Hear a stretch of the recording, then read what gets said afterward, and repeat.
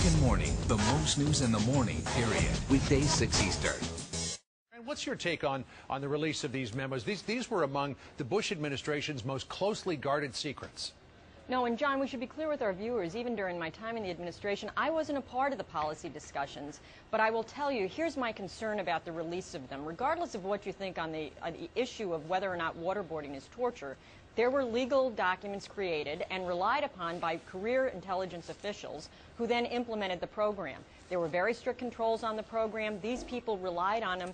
And now, to release them and to subject these people, these career professionals, to sort of public humiliation and opprobrium, and then the potential of a congressional investigation, really will make our intelligence community risk averse. I think that's what Mike Hayden, the former director of CIA, is getting at when he says, look, you're going to make us less safe. I think there's real potential in that.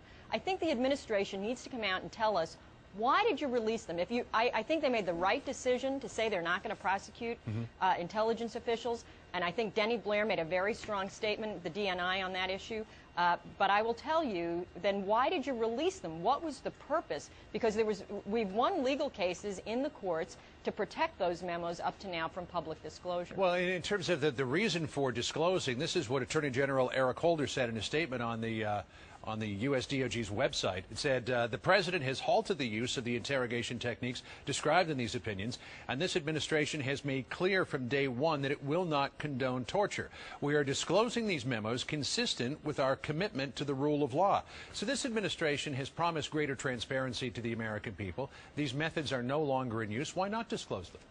Well, John, I think it's perfectly legitimate for this Attorney General and this President to decide they're not going to use this technique.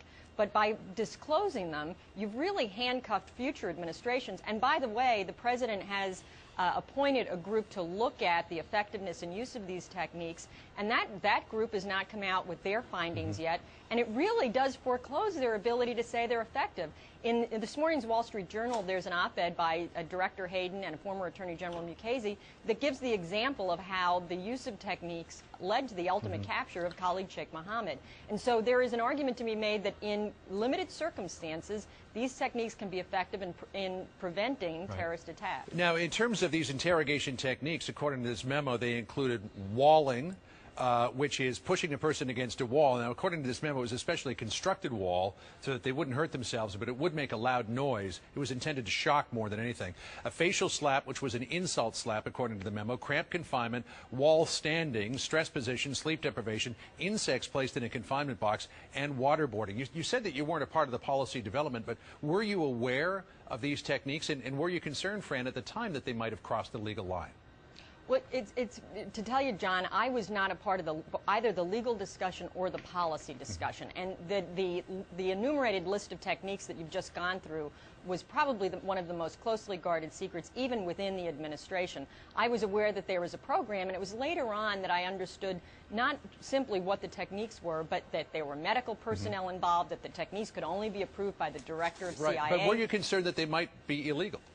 Well, I had never seen the legal memos, just as most Americans had not seen them. I had never seen the legal reasoning. What I knew was OLC had issued an opinion going through an analysis that held them to be legal.